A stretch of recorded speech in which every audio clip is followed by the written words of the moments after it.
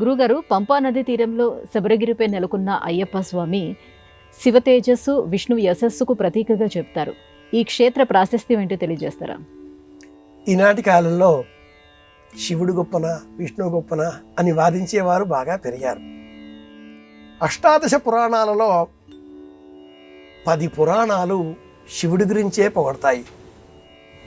6 పురాణాలు విష్ణువుని కీర్తిస్తాయి. నారద పురాణం, పద్మపురాణం, భాగవత మహాపురాణం, విష్ణు పురాణం, గరుడ పురాణం ఇలాంటివి 10 పురాణాలు శివుడి గురించి చెబుతున్నాయి. శివుడు ఎప్పుడూ ఎవరిని శపించిన దాఖలాలు లేవు. శివుడు ఎప్పుడైనా కూడా కరుణాంతరంగితుడు. ఎవరు ఏది అడిగితే వాళ్ళకి అది ఇచ్చేస్తాడు. హరిహరసుతుడిగా ఉన్న ఈ అయ్యప్ప వృత్తాంతం పంప నది వద్ద శబరిమల ఆ కొండ మీద నేడు మనం చూస్తూ ఉన్నాం. అమాయకులైన పల్లె జనులు ఆటవికులకు సంబంధించిన వృత్తాంతం ఇది. విశ్వాసాలకు ఆలవాలం. తల్లికి తలనొప్పి రావడంతో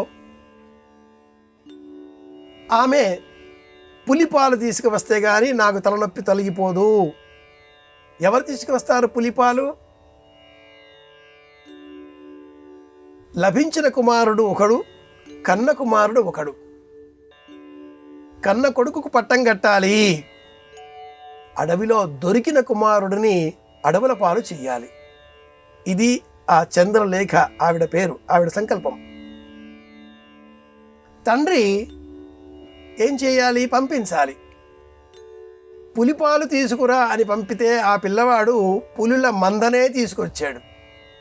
అయ్యప్ప అన్న పేరిట ప్రసిద్ధి. 3 అవతారాలు ఆయనవి.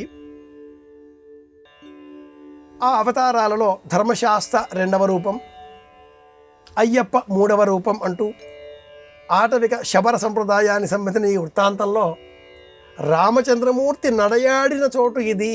శబరి ఇక్కడ తపస్సు చేసింది కాబట్టి ఈ కొండ పేరు శబరి. అవి 5 కొండలు. హరి వేరు, హరుడు వేరు అనుకోకూడదు. ఇరువురు ఒక్కరే అన్న సత్యాన్ని మనకు తిక్కన్న గారు ప్రబోధం చేస్తే, హరిహరాద్వైత ధర్మాన్ని ప్రబోధం చేస్తే, అద్వైతం అనంతరం విశిష్టాద్వైతం అన్న ధర్మాన్ని కూడా మనం తెలుసుకున్నప్పటికీ మళ్ళీ మూర్ఖత్వంతో మనకు తెలిసిందే నిజం అనే పిడి ప్రమాణంతో మతాధికారులుగా మారిపోయిన పీఠాధిపతుల చుట్టూ ఉన్న వాతావరణంలో మతం వేరు, ధర్మం వేరు. ధర్మం అన్నప్పుడు శివుడు ధర్మ ప్రబోధకంగా మనం సంకల్పం చేయాలి. వేదంలో ఉండే శివతత్వం వేరు, నమ్మక సంబంధంగా చెప్పేది కానీ, మంత్రరూపంలో ఉండేది కానీ, పురాణాలలో ఉండే శివస్వరూపం వేరు. అంతా ఒక్కటే అనేది అద్వైతం. ఇది పరమమైన సత్యం, అన్నింటికీ మూలం. ఎవరికి వారు మా మతాలు గొప్పవి అన్నప్పుడు రాముడికి రామాయణంలో ఏ బొట్టుంది అన్న ప్రశ్న కూడా వస్తుంది. శ్రీరామాయణంలో రామచంద్రమూర్తికి కౌసల్యాదేవి ఏ బొట్టు పెట్టింది? ఇలా మనం ఆలోచన చేస్తే మహాభారతంలో ఎర్రన్న గారు పూర్తి చేసిన అరణ్య పర్వశేషంలో కూడా రామాయణం వస్తుంది కదా. ఆ కథలో ఆయన భస్మం పెట్టేశాడు, శితభూతి భూషితుడు అంటూ. ప్రబంధ పరమేశ్వరుడు కదా ఎర్రన్న, శంభుదాసు కదా ఎర్రన్న. కాబట్టి ఎర్రన్న రాసినటువంటి ఆ రామాయణంలో రామచంద్రమూర్తికి భస్మరేఖలు ఉన్నాయి చక్కగా. భాద్రపద మాసంలో వినాయకుడికి మనకు నచ్చిన బొట్లు ఎలా పెట్టుకుంటామో రాముడికి కూడా అలా పెట్టుకోకూడదా? మధ్వధర్మంలో ఉండేవారికి కూడా మూలరాముడు దేవుడు కాబట్టి వారికి అంగారం పెడుతున్నారా? లేదు కదా.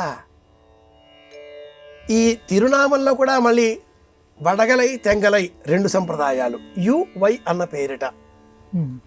అందరూ ఒక్కటే అనే ధర్మాన్ని మనకు బోధించే నిమిత్తమై హరిహరతత్వంగా మనం ఏ దైవాన్ని పూజిస్తున్నామో ఆ అయ్యప్ప దగ్గర కూడా ముందుగా చెప్పేది గణపతి పూజ. ఈ ఒక్క మాట చాలు అందరికీ విషయం ఏమిటో అర్థం కావడానికి. ఇది విషయం.